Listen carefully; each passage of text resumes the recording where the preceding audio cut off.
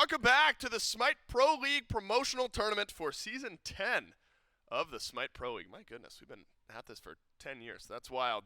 We've got 10 teams here this weekend vying for a couple of spots in this year's Smite Pro League. 6 teams already in, 2 teams by the end of this weekend will join them to round out a total of 8. You've joined Dolson for quick and easy math, and I've got a quick and easy equation for you. If you want any skin in Smite, a chance to win any skin in Smite, to be clear, make sure to use !temple in chat for a link where you can enter the giveaway. And any skin means any skin. Archon Thanatos, Poseidon, the DJ Ganesh skin, certainly up there. That's just as cool and exclusive as all of those other ones. Maybe base skin Geb if you haven't unlocked the god yet. I'm sure that's possible. !temple in chat, a link where you can enter. And yes, any skin in Smite up for grabs in the giveaway. Some really good ones out there and a really good matchup we've got just around the corner. What's your favorite skin, Trelly? Say you don't own it yet, or right. If you do own it, you can tell me your favorite one that you do own. What would you get if you were to win? If I won, !temple in chat and click the link and then won I would get barely buzzed Bacchus. It's the B one where he puts honey on his head. That's right. And it's just goofy. It's my favorite. Well, you're obligated to never use your one, right? If you're barely buzzed, you got to keep it. The meters all the way down by obligation.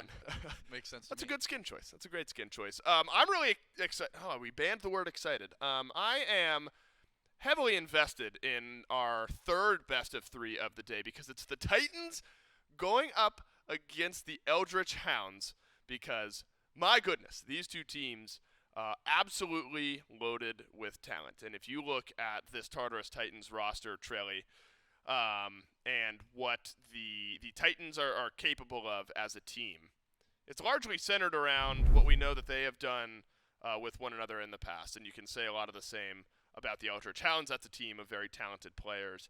And really changes the face of the upper side of this bracket. If the Hounds move on, Aru Scorpions potentially another favorite, but Hounds versus Gladiators would be that potential match 12 a bit later on. We got to work through some of the lower bracket matchups as well.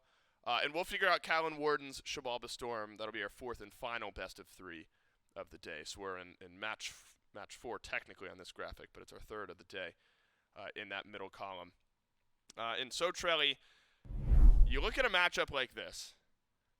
It could be one of the heaviest weight matchups we've had so far here today, just based on rosters and expectations. A lot of the casters picking the Hounds to go through, but the Titans, it's InMyZen, Dashboard, Nayhoo, Dame, delnyy, Coach Tom, a team that could find some upsets this weekend. Yeah, no doubt. I mean, I think the difficulty in us picking our predictions was the fact that there is just so much talent throughout the entirety of this tournament. This is definitely one of those teams that could play upset super easily. I think that with how much we have harped on the fact that jungle is such a pivotal role right now in this meta, Dame is that jungler. He's that guy that can really, make a stamp in the early game. He can play these hard carries that use these current meta builds very well, like the Ratatoskers, for example, the Thors. These are all very strong gods in the current meta. Even his Pele could pop off. And I think if you can get your jungle off to a good start, you can then facilitate any single one of these players in their own right. So, hey, I'm going to go over to solo lane, make sure delnyy gets ahead. Nayhoo, we're going to play through mid, or even Zen, who's had his own pop-off performances in that carry role. So they've got plenty of options here. I'm just hoping that Dame does get one of those junglers that he can make a big impact on, because if not, this team might start to struggle a bit. Yeah, I'm starting to think back to the Dame performance that we got during Worlds qualifiers, right, from that SEC tournament.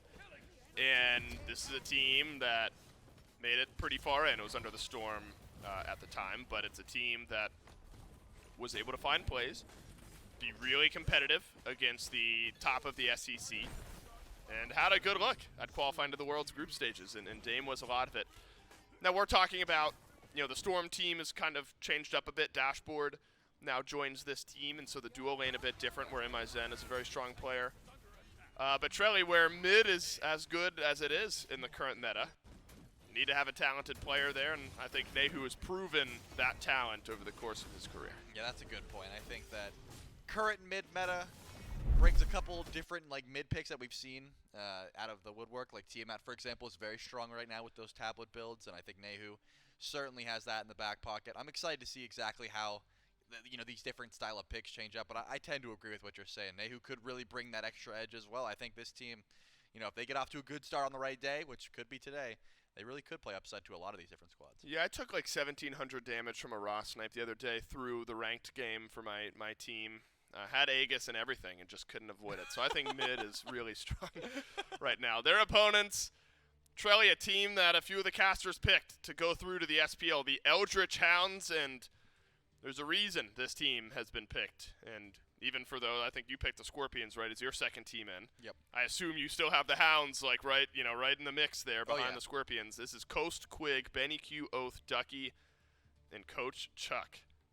L chuckles for long. Feels good to have him back. That's right. It was super weird for me to have him walking around without the Oni Warriors. Yep. That was such a little family unit to me, with that roster. It was so weird seeing him back in the booth with this gang. This has got to be, I think, a statement game from the Eldritch Hounds. They're going to be happy if they win it, whether it's 2-0, 2-1, whatever. If they win, they're going to be happy, right? They don't care about what we think. But I think in my brain, we have heaped so much praise and expectation on this roster. If I want to back up my own opinions, I need to see something convincing here from this Hounds team. Yeah, I would say so as well. I think that a lot of the conversation has been, we think they're a team that can easily make it if they play to their strengths, but do they play to their strengths? With that being said, I would like to see them come out the gate swinging. I think that Coast alone carries a lot of the weight of this team. We've been talking about Coast since he was 15. Since he pented Mifflin. Since he pented Mifflin, which we are contractually obligated to bring up every single time he's here. That's right. And I think that... Imagine if he makes it to the Okay. There is a... If he makes it, we'll cut it back a bit. What's the legal term when it's been so long since something's happened? You can know... You know what I'm talking about? Statute of limitations. Yeah, there's a statute of limitations on... on bringing up his pent on Mifflin. That's right. If he makes it to the league and we have to say That's a really good point, though, because we have talked so often, and even behind the scenes, after Coast's performance during the SEC qualifiers, SWC group stages, and on the Smite World Championship stage, had some really good moments and games. Took a 2v1 against the Kings, won that one. There were a lot of questions. Why isn't Coast just straight up on an SPL team, right? That level of talent. Coast plus Quig, if I'm continuing my conversation around duo lanes, might just be one of the best in this tournament. Yeah, no doubt. I think that, to answer our speculation, why isn't he on an SPL team yet? He's got to show us right now, right? If he just absolutely pops off, then all of those questions were warranted. If he doesn't, then But usually, he seems pretty confident whenever he sits down in that chair. He has his game face on. I want to see a lot out of BennyQ. I know that we've said it before. Towards the tail end of Season 9, we did not see enough out of the Valks. I think that some of their players really picked up, but I want to see more from BennyQ. We know he's got it in him, so I'm excited to see what he has to do. Cannot wait to see what the Hounds and what the Tartarus Titans are able to get done here. Third best of 3 of the day, kicking off now in picks and bans. And Trelly, I know you're a ranked grinder. I know that you're in there. You're mixing it up. Have picks and bans today so far matched up with what you expected to see? Have there been gods that you feel like you would have expected more of, less of, or do you think it's been just about up to par? It's been pretty much what I expected. I saw some gods that I didn't expect to see do very poorly, so that, kind of made sense to me. Like the Mercury, for example, I just think is a terrible time in the current meta. Right. The fact that Rundus played Jormungandr full damage solo. Yeah. I've seen him do that so many times in ranked, and it always works, which I keep hoping someone finds an answer to it, but so far hasn't. So that has all made sense to me. And actually, the Titans are going to take away the Mercury. This is a pick that, again, I've been saying just cannot work, and people are still worried about it. So I would like to be proven wrong. I can't wait to see a Merc pop-off game, but haven't been shown it yet. Man, Oathhh v. Dame.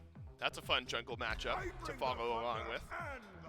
And it looks like Dame is going to get his Thor here. That was a pick where towards qualifiers, group stages, Smite World Championship, that's where Dame really made his money. The rotation, the aggressive potential picks looked fantastic for Dame. And I love the start here for the Tartarus Titans. However, that has left open a lot of power for the Eldritch Hounds. 2 magical carries banned out, both by the Hounds. And BennyQ traditionally leaving his pick later in the draft. That's been on different teams of past.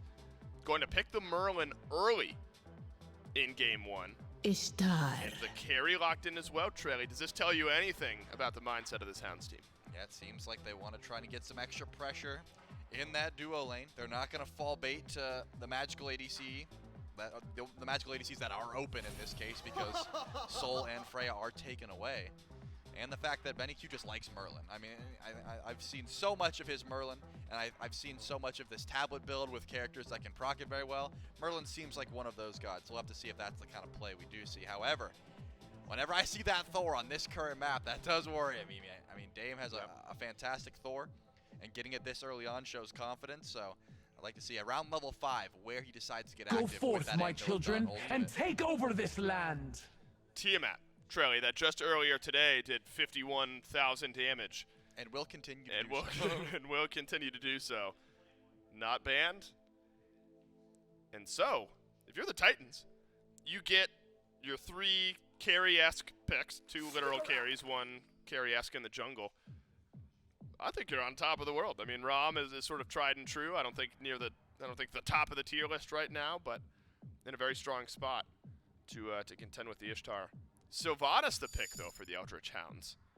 So Quig feeling good, feeling ready to roll in their first game of this event.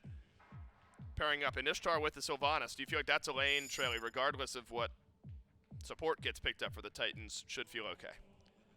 I think that healing is clearly so prevalent at the moment. I mean, we've seen Terra, Guan, so many different soul gems. Like, sustain is the name of the game here, so maybe Sylvanus just gets an inherent buff because of that. Itemization-wise, definitely looks better. I think the sickle is really great for these team fights, the buffed sickle, I should say. I'm excited to see how that will actually play out in the duo lane in particular, because you have those double lob autos. You should be just getting pressure. Are you that assuming that impatient for junglers your don't decide to death? get active early. And this has been a pick that has been absolutely terrorizing the rank scenes. No pun intended, because she's a spooky ghost. Cliodhna is nuts at the moment with the Bluestone build. If you can get it online, 2-3 items, you can just solo a carry from the wall if they're not paying attention, which I'm assuming in this high-stakes matchup, you're going to get a little bit more paying attention to when you see that indicator that Cliodhna's in a wall, but still, it's very annoying to deal with. And if you're able to pilot this pick, as well as I know, if it's in solo, you know, maybe going over to Ducky, but more often than not, in jungle, in Oathh's hands, can be very scary towards the later stage of the game. Oathhh absolutely talented on this pick. Different style, though, from what Dame has. Automatic rotation with the Anvil of Dawn. Cliodhna takes a bit longer to initiate those ganks, not quite as sudden as what Dame is going to be able to do. So if that's jungle, pathing utmost importance for Oathhh. However, a lot of conversations that we've had about Coast recently, we've been having about Oathhh for the last year or so, with next up into the SPO in that specific role. And you know what, I actually think this is a culmination of a lot of those conversations where so often the answer has been, well, Oathhh is waiting to do it with a certain team at the right time, and this is really that team and that time for Oathhh, it feels like. And a really, really good shot at qualifying into the Smite Pro League. Bacchus for the duo lane, and Guan for solo. You now get a look at the full 5 for the Tartarus Titans. Thor, Ram, Tiamat, Bacchus, Guan. What are some keys to win here in your mind, Trelly, for the Titans? Wow. Well, I'll answer your question first before I discuss whatever the heck that is. I do like the team fight engage a lot. The fact that they've matched some of that sustain there with the Guan Yu also helps out. You're not going to be just getting out-pressured by the Sylvanus heals. And it puts a lot of weight on, number one, the Rama snipes, which we know that Dame is able to hit pretty, or not Dame, InMyZen is able to hit pretty consistently. And then, I was going to say, Dame on the Thor. These Anvil of Dawns have to be connecting. If so, they've got some great engage. However, Vamana just got locked in. And that raises some eyebrows for me. I mean, there was, again, some changes to Vamana's ult. Much less healing, much more shielding, meaning that anti-heal doesn't hurt it as much, as well as the cursed Ankh does not hurt it as much. So I'm curious to see what Vamana can do in a meta like this. Usually it's picked into immobile gods that he can just run down.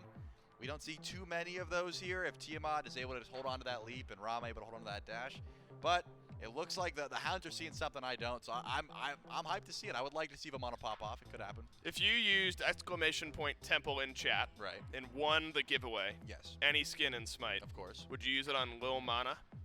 Well, I already have Lil Mana, but so you didn't. If I didn't have it, yes, because that is just the best Vamana skin, of course. Is it just undoubtedly the best? Well, actually, now that I think about it, the Aang one is pretty cool. Yeah, it is pretty neat.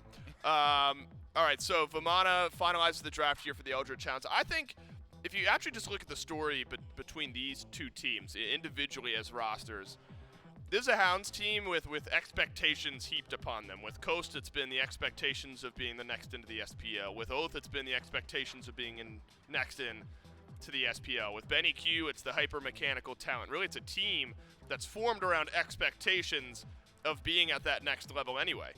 And then you look at the story surrounding this Titans team, Trelly, and it's the story of a team that are all very mechanically talented, but in the past have just sort of surrounded themselves with playing upset, with having some fun at these tournaments. But you get an air about this Titans team as they walk into the studio here today that they're competitive. They're here to compete. This is a team that knows they've got the skill to stand up against the Eldritch Hounds. Ultimately, we've had some mid-length games here today, Trelly, early 20 minutes and some really quick cases. We've gone 30 plus. Say we're smack dab in the middle. We're starting to get into the late game a bit.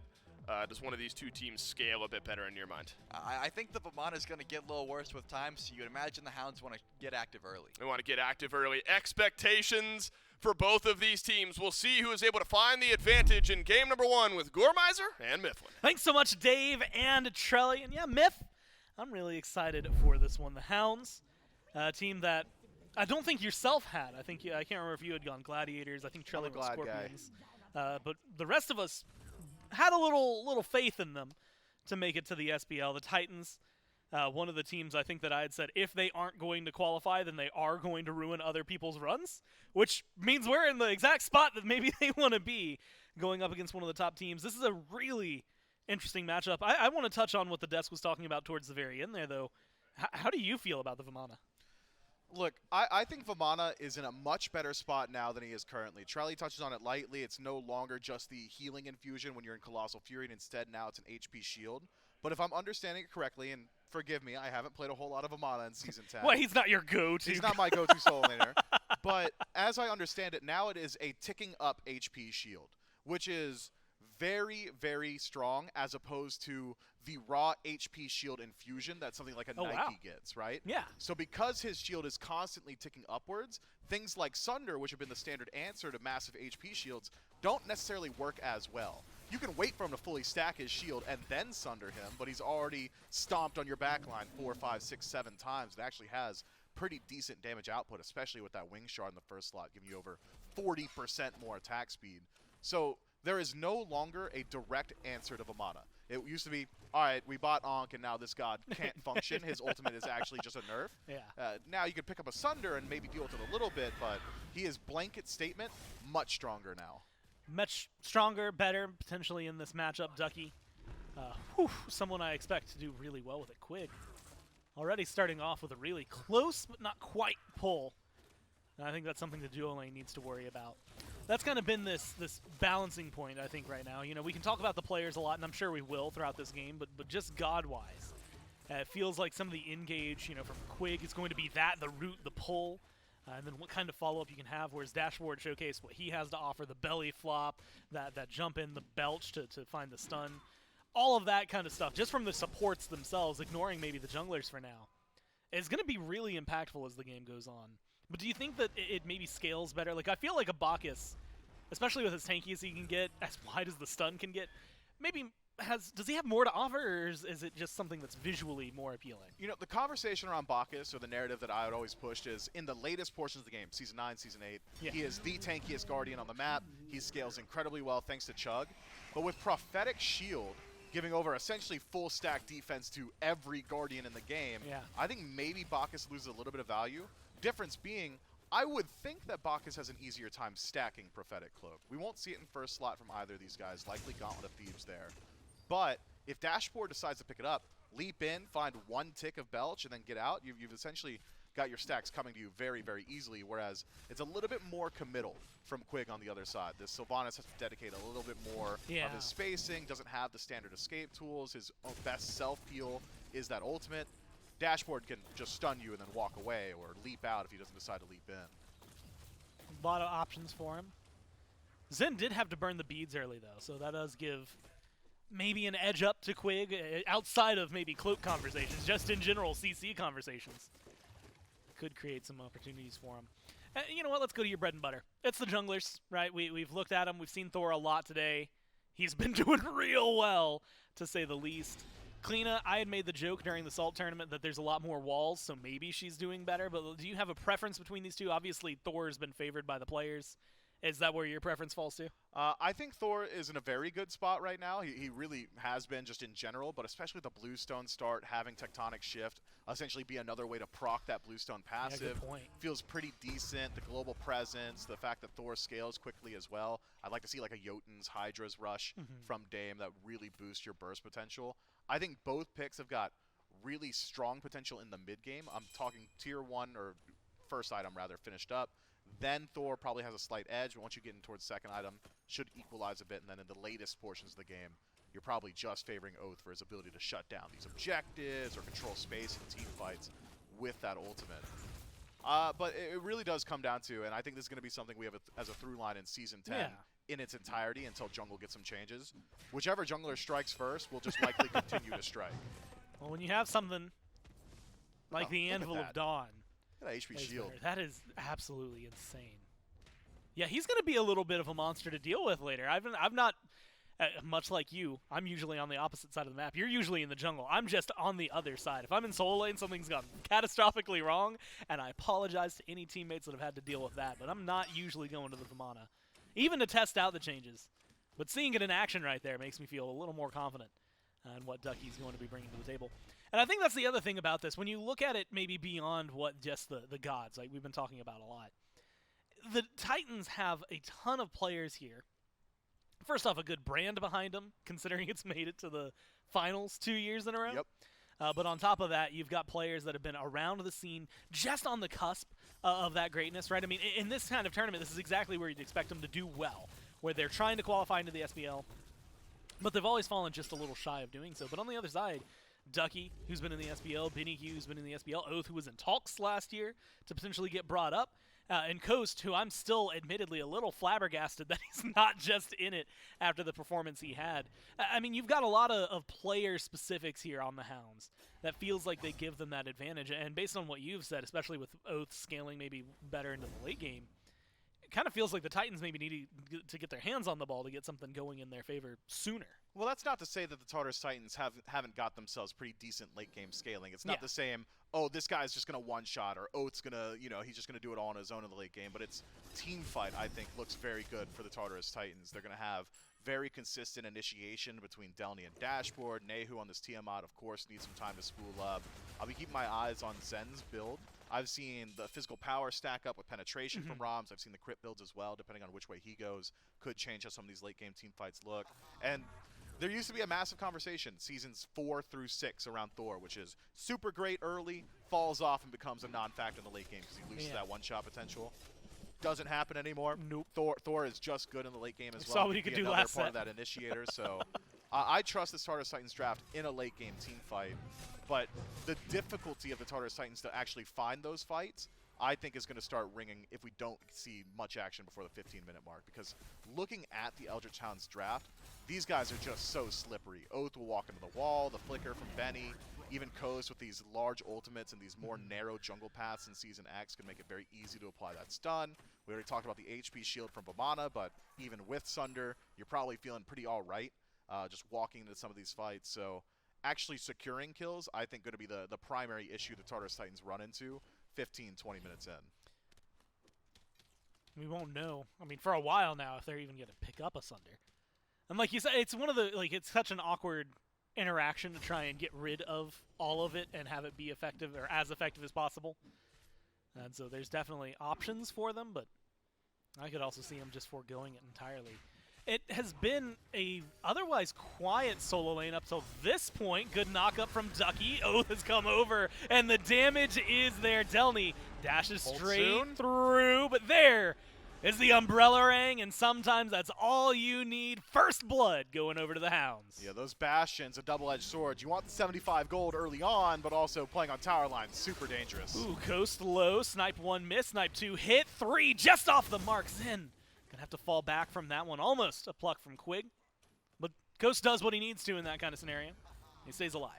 Yeah, meditation puts in some work. Let's see if he can do it twice. He's taking a lot of damage. Still has the beads. Doesn't need them.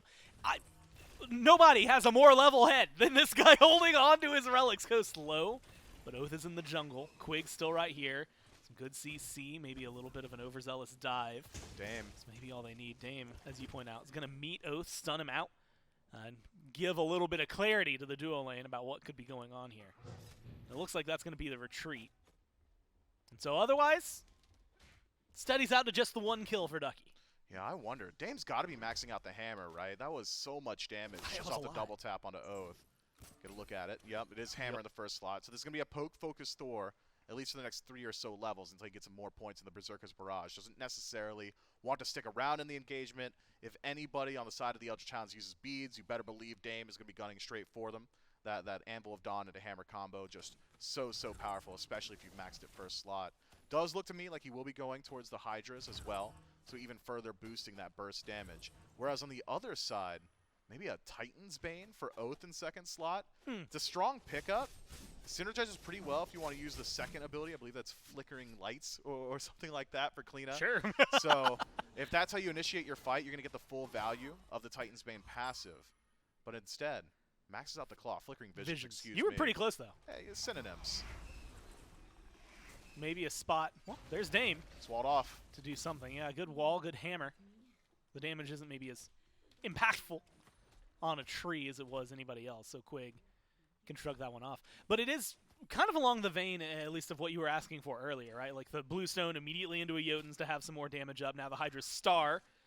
And so definitely a lot of growing room for already some really solid damage. But hasn't been able to have the same impact so far as Oathhh. And yeah, it's only 1 kill, but showing up, having that 1 kill on board, putting delnyy down, getting a little bit of a lead here for Ducky.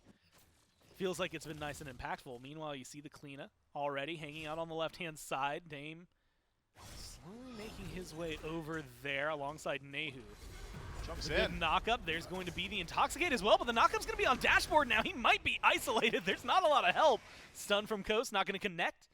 The ult goes a little wide. Seems like everyone's just going to go ahead and call that one as a wash. It didn't seem like they were all on the same page yet for the Titans.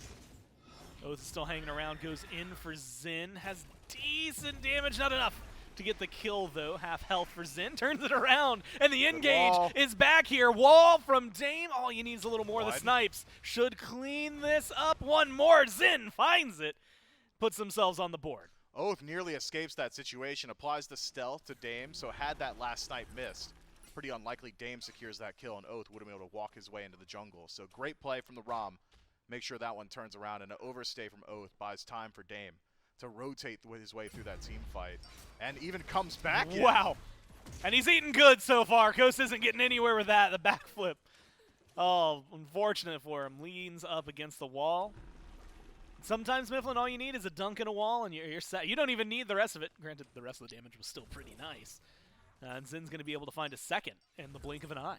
Yeah, catches back up to Oathhh as well, who had a nearly an entire level lead over his direct opposition.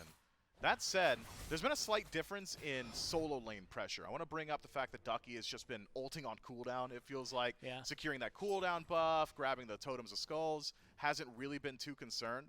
The one time we've seen delnyy use his ultimate, Oathhh was there, made him pay for it, rotates through, turns it around. That said, Dame not exactly showing the same propensity to rotate in towards the solo lane, has allowed Ducky essentially to free cast his entire time, play wherever he wants, start putting pressure onto these bastions. That could start to add up. We talked about it earlier. This Vamana now with the HP shield is going to be a pretty big menace in the late game team fight, and being allowed to free farm and slowly develop his lead make it pretty difficult for delnyy to keep up with those rotations. And speaking of team fight, we're getting to the point where we're seeing larger and larger groupings each time, right? Oathhh rotating over, Dame rotating in. You'll see groups of 4 instead of just the 3. Ducky going on a tour of the world right now. It looks like he's going to proxy between the Phoenix and the Tier 2. Dame, though, is looking for a little bit more than that. Just off the mark. Sometimes the walls just don't hit. And that one don't hit. So he's going to have to go back to base empty-handed for a kill. But if that lands, I mean, even with beads up for Coast, it's not a lot of disengage potential for an Ishtar. No. It's so difficult for Ishtar to deal with the wall. There is a fun interaction where if Thor's barrel stuffing you on top of his wall, you can actually use that dash to get over it with the lead portion. Instead, Gold Fury pulled. Big knockout. Wow. Goes for the Intoxicate super early. Hounds able to secure it this time. The shots, the snipes coming through. Dashboard goes down. Whoa. Walls good from Dame. There's just not any follow-up, unfortunately, for the Titans. A little too scattered to the winds. And a good grouping from the Hounds gets him a nice early Fury. The Titans got to realize that's the play. Once Ducky's actually proxying at your Phoenix, I mean, that's the tried and true solo telegraph. We're going to make a play for Gold Fury. Eldritch Hounds do actually activate on it very quickly. The Ducky, I believe, doesn't even make the full rotation over before that objective had fallen down. delnyy tries to match the rotation, loses an entire wave to tower at that, so even further pushing Ducky ahead in the soul lane. It's going to be super difficult to deal with him. He's gone unchecked so far. Hasn't even necessarily gone in towards the tankiest build on the planet. I know Berserker Shield, 60 defense and fusion, as opposed to the Bruiser item that it used to be. But with that said, you still have really good pen options for Dame. I'd love to see some presence from the Thor over here, especially considering how often delnyy has been able to force out the Colossal Fury. Just a little bit of pressure. Maybe sometimes that's all you need. Colossal Fury's up right now, though, so maybe it's a patient game. Maybe it shouldn't be. When I see Ducky getting this aggressive, you want some of that help. Successfully steals away the blue. Maybe one of the first few invades, true invades that we've seen. We've seen a lot of dominations so far today that have led into control of that part of the jungle. But Ducky going in maybe a little deeper than normal, making it work out for him. And so well played, only 4 kills on the board so far, but 14 minutes in, you've got a 2,000 gold lead for the Hounds, most of that being in that last Fury, so you're feeling pretty confident about it. Pyromancer is going to be in the conversation relatively soon, and I think alongside that, you have to start talking about, in the next 5-6 minutes, propensities to do to any of the objectives. Maybe Fire Giant's a pipe dream right now, but like the burn that the Hounds just illustrated, something that the Titans are going to have to respond to quickly. Yeah, I think Fire Giant is not so far off, where it's not on the horizon. You've got BennyQ on Merlin in the Fire stance and the Ice stance, massive burn potential. Oathhh with his ultimate, if he's willing to dedicate both charges, will just shred objectives on his own as well. You've got an auto attacker soul laner, so Ducky should be able to boost some of that DPS around these objectives too. The Tartarus Titans, they're just hoping the gold free spawns soon. They want to keep the map split. If they can at least threaten gold in response to a pyro to keep the Eldritch Hounds in check. Well, there's a Thor tongue, catches out Coast immediately, beads used, and there's the wall afterward. It's going to be a clean pickup for Dame, but can they escape? Oathhh is on the chase, looking for more, but the crits are ringing true the other way. The damage is not there for Oathhh, and instead Zen picks up a second for his team, and the Titans come out on top. Zen needs to pick up a lottery ticket too, man. 30% crit chance, hits all 3 in a row. If I'm Oathhh, that's just got to be one of the most frustrating situations you have to deal with. Unfortunate. Goes in, does burn off the Aegis from both Dame and Zen, so subsequent rotations could go a little bit better for him, but for now, going to be really mitigated in their efficacy, especially around the duo lane. VaporishCoast sitting at a 2-level deficit, 3-0 start for InMyZen on a Hunter that scales incredibly well into the late game. Generally, you're talking about, all right, Ishtar is a lane bully. She's just going to dominate the laning phase, and it just goes by rote. Not this time, not with the build difference either. I don't think VaporishCoast can ever look to 1v1 Zen ever again. One stray crit is just the difference. I mean, you've got the Executioner to match Coast as well. 2 stacks on your Rage, don't walk up. Hounds get the Pyromancer. They don't pick up the Runic Bomb this time around, though. Maybe out of safety mechanisms, just because of the fact that the Titans were looking for a little more. Unfortunate scenario to maybe find themselves in after burning objectives incredibly well. Admittedly, getting that one still feels nice, but the Fury's about to come back up. It feels like positioning favors the Titans, damage favors the Titans. And based on the fact that Zen is not going anywhere else, the eyes are on the Fury. It'll go quick. And I don't think anybody's looking to respond to this. Maybe BennyQ, but I don't think he's going to be there in time. So the Hounds, after picking up a few in a row, go ahead and decide to let that one drop.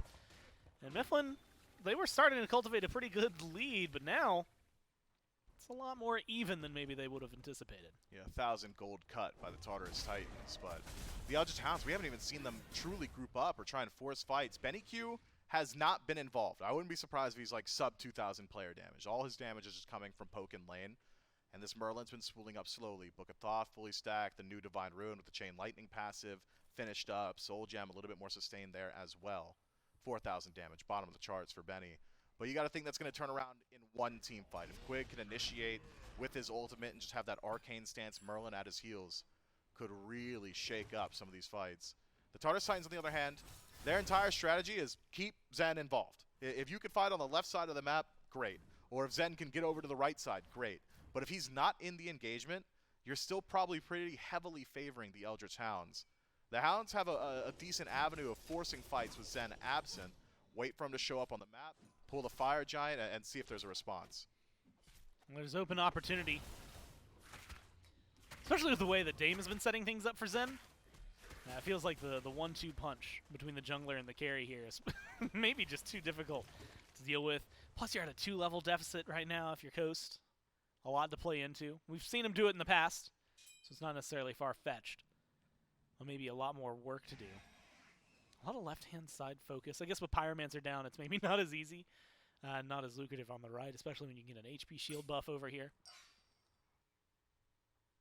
But nothing too crazy happening. Honestly, Mifflin, I think that we're looking at a point where the Titans can really start to ramp up their presence on the map. Maybe look for some invades, maybe force some fights. They've got the tier 1, but only 1 tower has fallen on each side. And so maybe a little bit more work to do to get a map state that's in your favor. But we were talking about it not too long ago. Now, about 5 minutes later, that Fire Giant's starting to look pretty tasty if you think you can win a fight or if you think you have the better secure. And right now, at least when it comes to winning fights, the Titans have been able to do so. Yeah, the Titans doing very well in the actual PvP, and farm on map has slowly been favoring them as well. The Eldritch Hounds, the entirety of their lead has got to be coming from Ducky at this point. It's cleared out this tower, 2-level lead here. Just ignoring delnyy in the lane doesn't necessarily matter.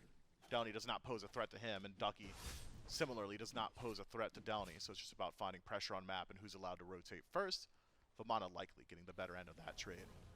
Otherwise, just waiting for the first hat to drop. Just waiting for the first team to move in towards this Fire Giant or the Pyromancer on respawn. A couple of seconds till that one's back up.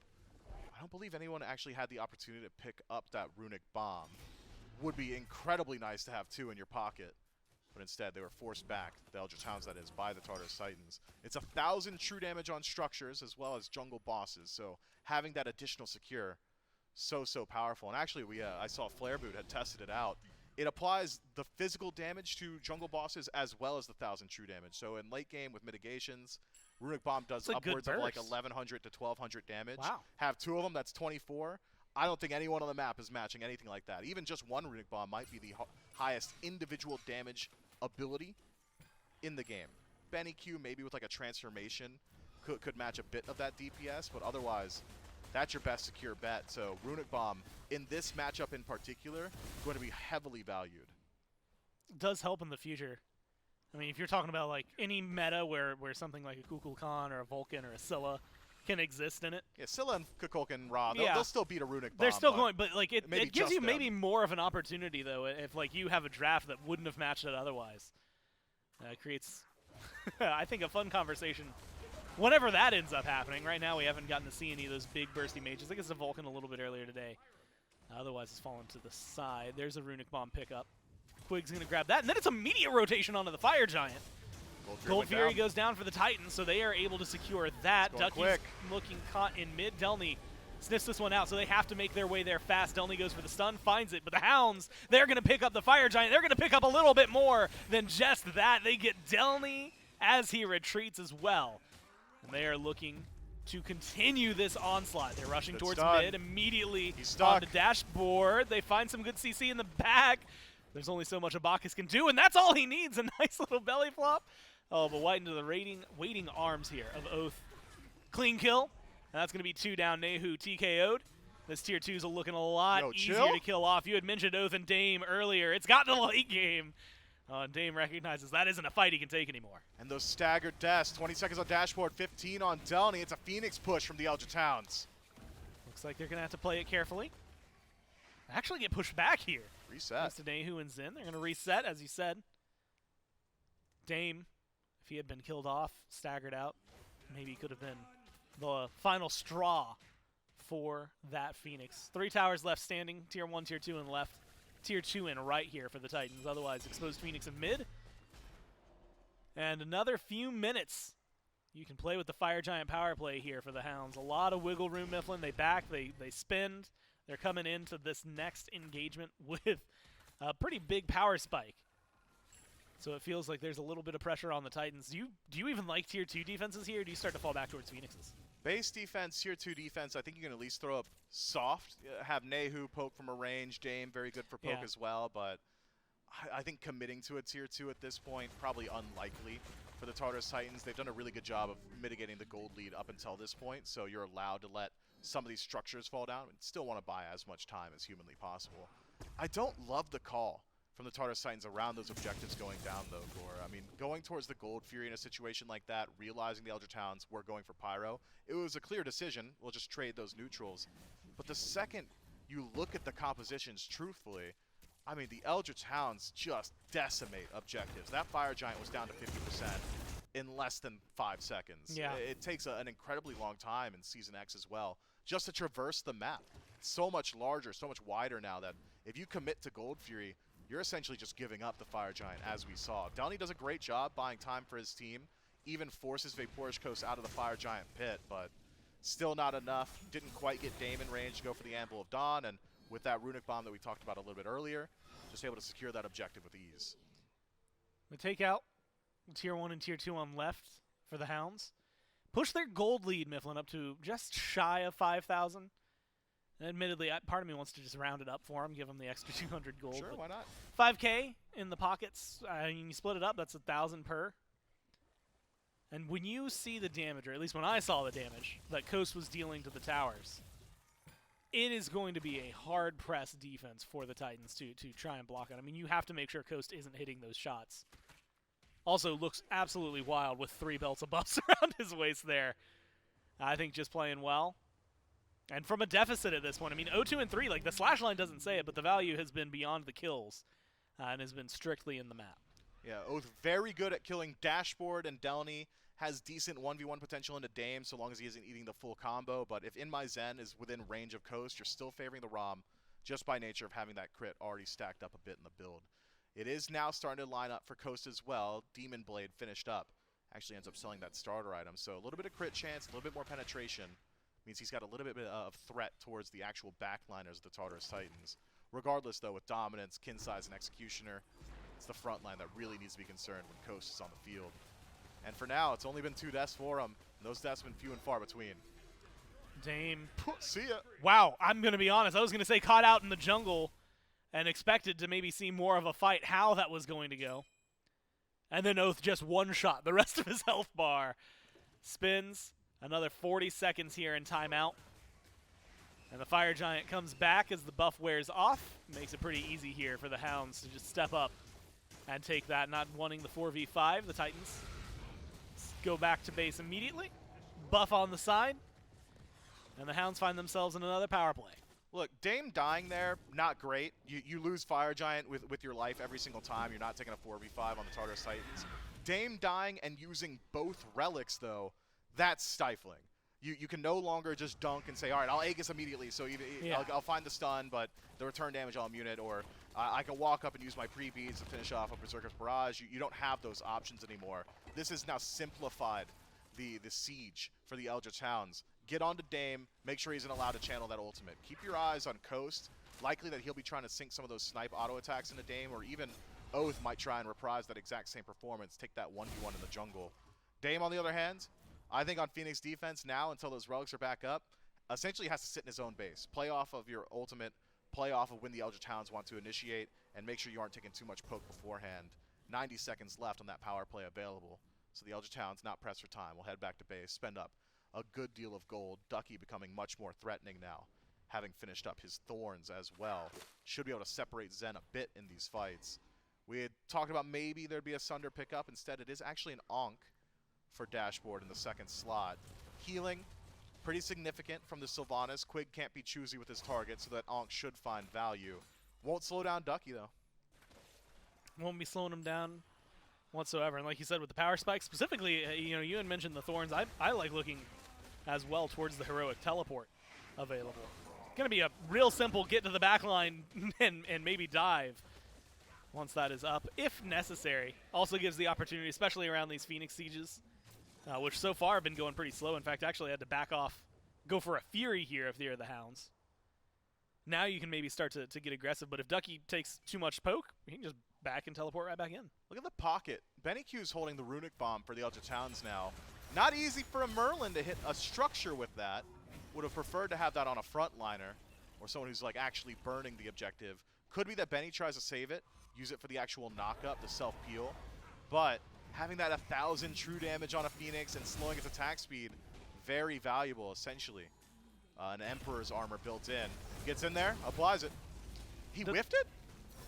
It didn't seem to connect fully. Maybe it looked like it was on the very edge, and maybe it's a new mechanic. It's a new mechanic. Well, I was also going to say to what you were saying, which is getting that close when you're a mage. I mean, look how much damage he's taking just in the process of trying to get there. Zen, though, up in the sky, so low, but is not dead just yet. Dashboard does go down into the ground. It makes it a lot easier for the Hounds to keep getting aggressive. Dame dunks, and Dame dies. Not much you can do about that one. Now the chase is on. delnyy and Nayhoo, both low. Managed to make it out of there. The heals from the Guan, keeping them going. Left side Phoenix gone. Mid looks like it's going to join shortly thereafter. And mid Phoenix will fall. The Eldritch Hounds now need to make a decision. Is it chase? And Oathhh seems to say yes. Zen, one shot, just a little bit more damage, but makes his way back to the fountain. Yeah, if Oathhh is doing that kind of damage, I'm agreeing with the go button. But it doesn't seem like the lack of kills there. If he had almost picked up Zen. And if he had, I think that would have been the end of the game here. Hounds instead back off. Fire Giant's going to wear off in about 30 seconds anyway. So they're going to have to pick up a renewed version of the buff. But at this point, Mifflin, you're looking at 11,000, approaching 12,000 gold. Get another Runic Bomb in your pockets. Plus, what I'm assuming is about to be another lucrative back, which at this point is either going to be upgraded relics, which you can see there for BennyQ. Or if you're Quig, maybe you can get a couple more prots, make yourself a little extra tanky. Just something maybe, actually, honestly, maybe the Titans need a little bit more than the Hounds do at this point.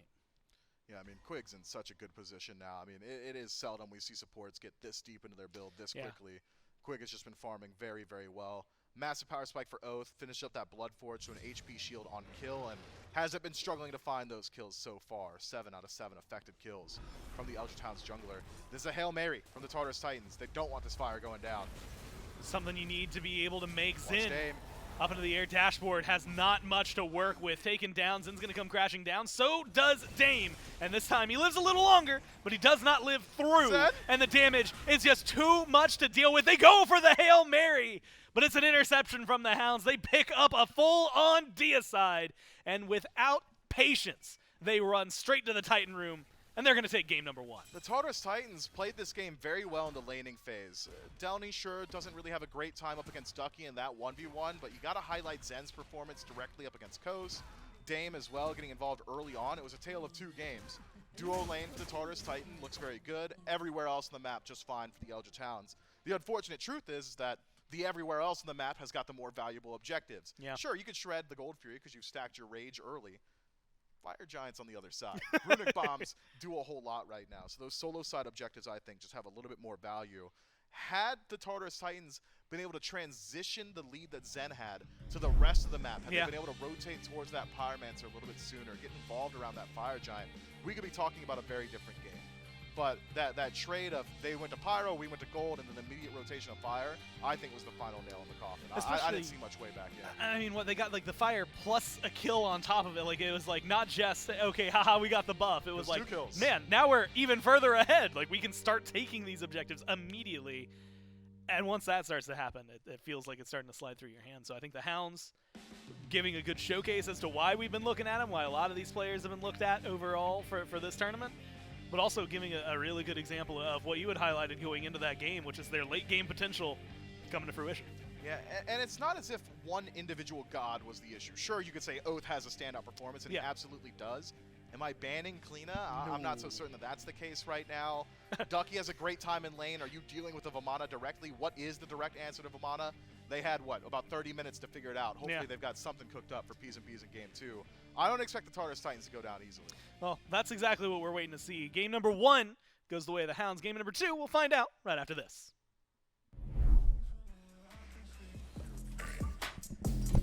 love's hitting me.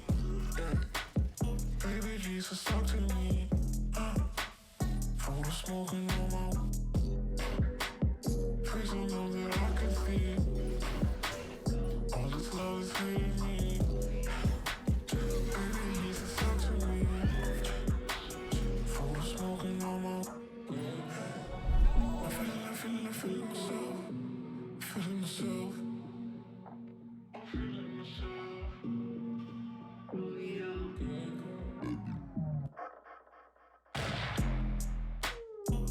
feeling myself. Feeling myself. Face on love. Face on love. Face on all that I can see. All this love's hitting me. Baby Jesus, talk to me. For the smoking on my. Face on all that I can see.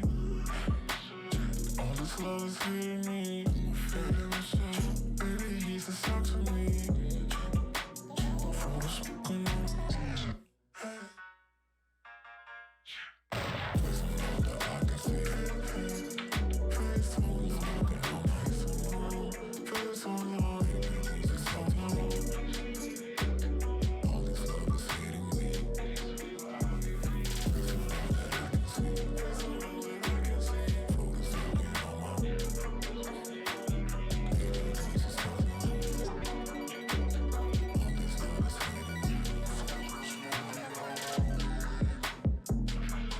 All this love is hitting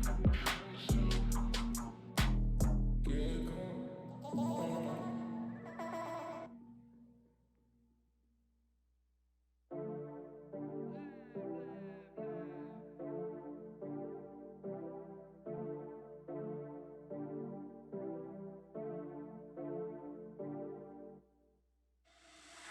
For the record, I'm done trying to make y'all comfortable. For the record, you ain't trying to grow, then it's done for you. For the record, lab on me going all the way. For the record, ain't trying to link, no time to waste. For the record, for the record, yeah. For the record, yeah. For the record, yeah.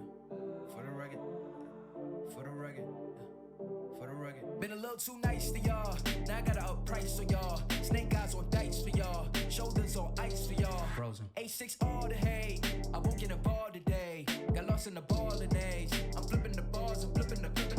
On record, off record, I still count wins when they doubt it. On record, off record, I let them take advantage. I was wildin'. On record, off record deals. Tell them talk to Colin for the quote. On record, off record, I still want the act, not the ghost. Running through it with the young influence, adolescent presence. I'm succumbing to it. I've been giving yeses when I shouldn't do it. I complete ejected with the moves elusive, and I'm barely moving, but I'm still gon' boost them. I can't work on winnings when I know you're losing, so I wait the winners and they throw it deuces. Guess I have to pivot, shooting nip bazookas for the facts. I need racks, paper, cash, good tax. That's a joke. Tell them laugh. Uncle Sam got the bag. Brody plot will get a whack. Contract, give me the max. I got lab on my back. You ain't that, then it's raps. Whoa, whoa, whoa, whoa. For the record, I'm done trying to make y'all comfortable. For the record, you ain't trying to grow, then it's done for you. For the record, lab on me going all the way. For the record, ain't trying to link, no time to waste. For the record, for the record, yeah. For the record.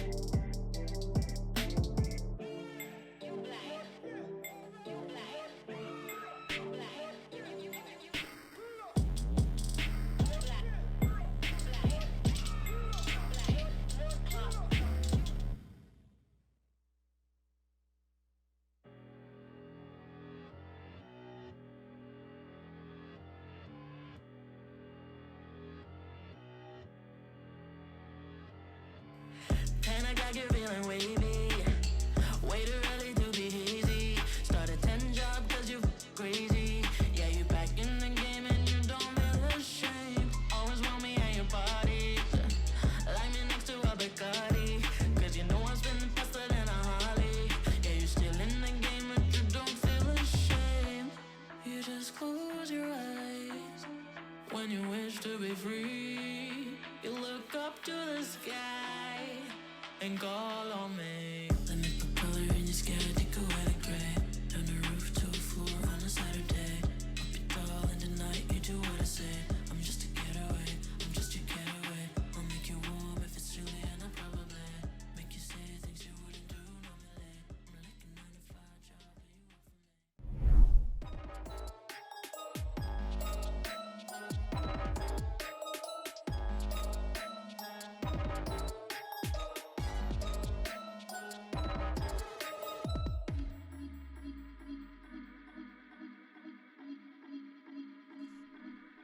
Well, it's anything but an easy road for the Eldritch Hounds, but the outcome's still the same. They're able to grab a win in game number 1 over the Tartarus Titans. Very competitive early. It felt like a game where the Titans started off with some confidence on their side, and then mid-game, a bit later on, things just started to fall short, fall apart a bit, especially around those objective fights. So the Eldritch Hounds make their money. It's exactly what happens towards the end of game number 1. That's where you see some of the confidence that we put into the corner of the Eldritch Hounds maybe feel a bit more real. And so Trelly, I think we got to see a good angle of the Titans here early in game 1, in an area where they might be able to capitalize, find a win, push us to a game 3. But then there's the cool, calm, and collected nature of the Eldritch Hounds, where even in sort of a slower burn, 4-4 type game, able to find advantages. Yeah, it seemed to me like fighting on the left side of the map, trying to play through InMyZen worked out for the Tartarus Titans, but translating that into actual team fights, and more specifically trying to deal with Ducky, who Oathhh was focused on that right side of the map, really found an issue there. The team fights around this Vamana, it just seemed like they didn't have many answers for it. I saw the Thorns get built. I mean, when you see a Rama with crit get ahead, and then the Vamana on the other side of the map just picks up a Thorns and also decides to W get everyone besides, that Rama, it does seem to work out here on the side of the Eldritch Hounds. And like I said, the objective play certainly goes in favor of the Hounds. I think Oathhh had a standout performance, as Mifflin highlighted. Just plenty of damage, as well as just, that one-shot capability through the walls that everyone, likes to complain about. It was there, as you would expect from this Cliodhna. So I would say pretty clinical, falls down behind in kills, but they were definitely never out of it, and the objective play always in favor of the Hounds. I'm wondering, so Crusher changed sides of that tree, right, is in the Warrior's Bane side of things. So it gets a little percent pen. I mean, still get the attack speed, you still get the physical power. Crusher still carries similar weight in your mind, despite being percentage pen instead of the other side of that tree. I mean, same sort of style same of play, vibe, but right? Just, same idea. Just better. Yeah, right. Just better. I mean, your percentage pen is just better, especially if you're going to get that flat pen elsewhere, which you almost always do when you're going through that mage tree. So, yeah, I think rushing its second item after Jotuns is always going to be an option, especially if you don't need the brawlers that early on. And we saw how much damage Oathhh was able to do with it. Yeah, top in the game. 26,000, 23,000 for BennyQ. And we talked about Benny, a good bit during picks and bans, as we should. I think this is a great game for him. Puts out a lot of good damage, not the flashiest as far as kills go, a lot of those being cleaned up by Oathhh. A couple from Coast, couple from Ducky there as well. Did Merlin things, though. Controlled space and showed us why this might be a first pick priority for BennyQ. I wonder now, if you're the Tartarus Titans, how you adapt after a game like this. Picks and bans is, especially this early in the year, sort of hard to dissect and predict, right? But I think you got to go back to a lot of what was working. I think in your mind, you were fighting around InMyZen, which was very successful. What's tough, though, I think, is what you end up doing with Dame and his god pick. He'll admit, first and foremost, that probably wasn't his best game in the Thor, that the pacing of that game wasn't super favorable to Dame. You can't just go away from that style of pick, though, because I feel like that's what's made Dame super successful in the past. So I wonder, jungle-wise, Trelly, do you stick with the Thor if it's open to you? Ratatoskr is something that Dame has played a bit of in the past. I don't think you can completely abandon that play style. No, I don't think so. I'm a big fan of the Pele right now, and I think that Dame good. certainly has that in the front pocket. The only thing I could see switching up is either A, leaning more towards duo lane, as we would have wanted to see in that game 1, or trying to stop the camping of Ducky, trying to stop Ducky getting ahead. We'll have to see if they do change up that play style. Picks and bans for game 2 will reveal all sorts of answers for us. Now, Charlie, I do have a question. Please. You said in the front pocket. Right. Is that different from having it in the back pocket? Well, front pocket is ready and accessible. Right, it's a bit more available, right? You can see Dame is sitting right now, so he couldn't get into his back pocket unless he leaned up a bit, which would mean that it's not front and ready, that Pele. But I still think, or So the Pele's front pocket. That's Right. front and ready. You won't have to change up your Right, a strat back too pocket much. pick is something that Yeah, that's like, you'd have to lean a bit forward. more effort to Exactly. get it going. Exactly. Fair enough. I think that tracks every bit of the way. Freya still taken off the board alongside the Ymir, the Yemoja, and the Maui. Where Maui, despite receiving some changes, a couple nerfs, still feeling like it's in a really, really strong spot. It'll actually be the Thor ban by the Tartarus Titans. So neither of the junglers for either of these two teams will be able to pick that one up. And then a soul ban, where Olorun has taken a ban or two. We've sometimes seen Kronos slotted in to relative success so far. But clearly Freya and Soul sort of stand apart from the other two magical AD carries. Now Titans with their first pick will pick the physical ADC that really truly seems like is standing on its own in the Ishtar. Yeah, it doesn't seem like Ishtar's going anywhere, despite the fact that, there's some talk of Hunters being bad. We've seen a fair bit of them picked throughout this tournament, and I think they've done well when played through pressure, as well as this Ishtar has not gone anywhere just because of the nature of her clear, her team fight ultimate, the safety that you can bring with the kit. You can actually engage while you're disengaging and still get a little bit of extra damage off. But because you picked that Ishtar, that means Ducky's going to go right back to the Vamana. Yeah, what kind of data did you collect in game one on the Vamana? I know it was a bit unexpected, but clearly strong. Yep, seems unkillable when given the right circumstance. Yep. And also when you're playing through a lead, which, I guess Vamana's always done that, right? If you're able to camp a Vamana and get him ahead, he's going to just W key. And the Thorns pickup surprised me, but it ended up working out. Do you think solo lane itemization right now leans into how Vamana wants to play, or maybe just itemization in general? Yeah, it seemed like the mitigations build there Still from works, Ducky right? worked out just fine. And not enough damage to really burn through him at all that game. Yeah, difficult. Well, Merlin will still be there for the Eldritch Hounds at BennyQ out of mid. He put up second highest damage there in game number one after Oathhh on the Cliodhna. Really took it to the Tartarus Titans. Sobek has been banned out a few times today, maybe just the once, out of, I think now 6 games that we've played so far today, counting the one we're about to go into. Ishtar, Sobek, Tiamat. Carry is still strong for the Titans, Trelly, but initiation already feeling a bit different. I will be shocked if Nayhoo doesn't go towards tablet this game. In game number Yeah, one, so strong, right? Book of Thoth and a Divine. BennyQ did the same, but the difference is BennyQ wasn't getting run down by a mitigations build Vamana. Right. I think Nayhoo, if trying to help out with the DPS on this tank, that true damage would go a long way. I understand it takes a while to stack up, but I think if you're playing through your lead and you're just sitting back, Tiamat does stack the item quite well. So I would be shocked, but there is a lot of healing on the other side, so maybe it's just Book of Thoth into the Divine Ruin once again. You gotta have answers though. There's a lot of questions this Vamana is asking that I saw 0 answers for in game number one. The only switch up so far is Sobek into Bacchus, and they both have anti-heal inherently built into the kit, so that's not gonna change much for my liking. I'll have to see maybe if the jungle pick is what really changes, as well as the solo changes the game plan here for the Tartarus Titans.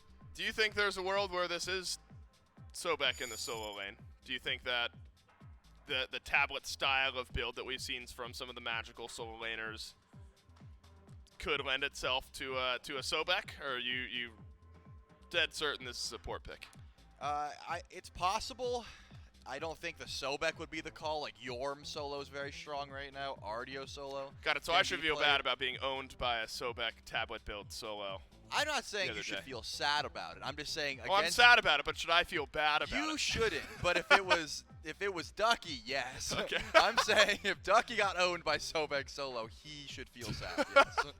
We'll see if that ends up being where the Titans end up going. That would be delnyy, of course, who will get to choose his pick a bit later on. Terra provides a bit of healing to the Eldritch Hounds. You're going to have Vamana healing as well, and that's why you bring up the anti-heal conversation. It's a good one at that, Trelly. Tyr and Mercury. With Mercury, being a front pocket pick for a couple of our SPL players, back pocket for some others. Yeah. Now maybe needing to be a bit more accessible in the current meta. We get taken away by the Eldritch Hounds in the second wave of bans. After how well Cliodhna did late in that game. It'll survive until the second wave of bans, but the Titans will still take that one away. So still needing something for Oathhh here, Trelly. Any apparent needs for this Hounds team? I think just anything that can facilitate Ducky. In this case, you don't need too much.